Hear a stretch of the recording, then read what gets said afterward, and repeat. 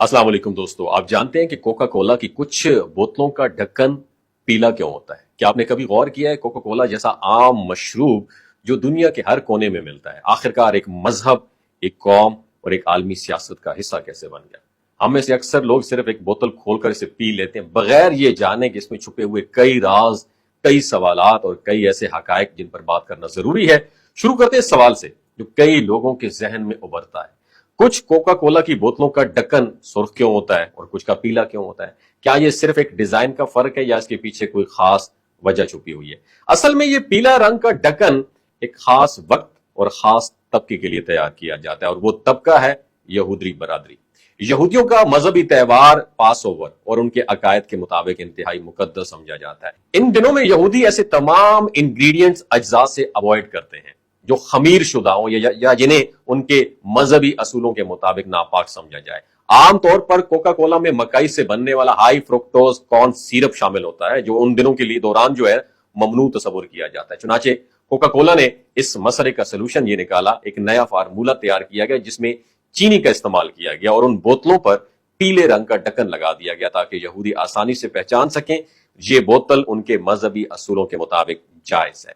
यहां सवाल यह पैदा होता है कि एक मशरूब बनाने वाली कंपनी आखिर इतनी संजीदगी के साथ एक मजहबी तबके की जरूरत को क्यों पूरा कर रही है? क्या यह सिर्फ कारोबारी चालाकी है या इसके पीछे कोई खास एफिलिएशन वाबस्तगी भी है?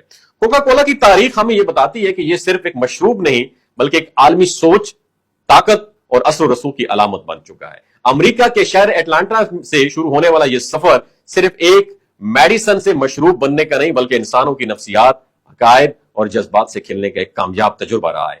हर मुल्क में यह कंपनी वहां के मजहब, तहजीब और रवायात को अपनाती है। पाकिस्तान, इंडोनेशिया और सऊदी अरब में यह हलाल का लेबल लगाकर मुसलमानों के जज्बात से जुड़ने की कोशिश करती है ताकि मुसलमान इत्मीनान से इसे इस्तेमाल कर सकें।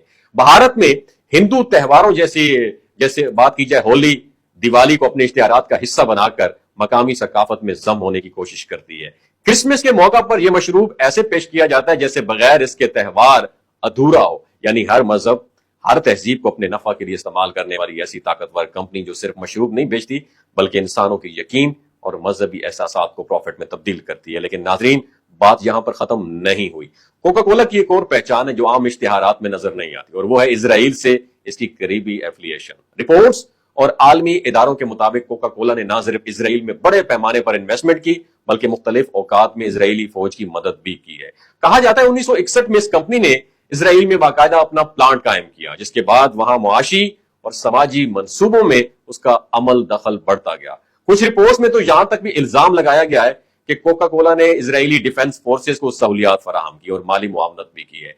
हालांकि कंपनी ने इसके बराह रास्त तस्दीक नहीं की। लेकिन सवाल यह पैदा होता है कि एक मशरूब बनाने वाली कंपनी जो दुनिया भर में न्यूट्रल ब्रांड के तौर पर खुद को ऑफर करती है किसी एक ऐसे ममालिक की सियासी और फौजी मदद क्यों कर रही है जिस पर इंसानी हकूक की संगीन खिलाफ वर्जियां करने के इल्जामात हैं? क्या यह सिर्फ एक इत्तेफाक है या एक सोचा समझा इत्तेहाद है?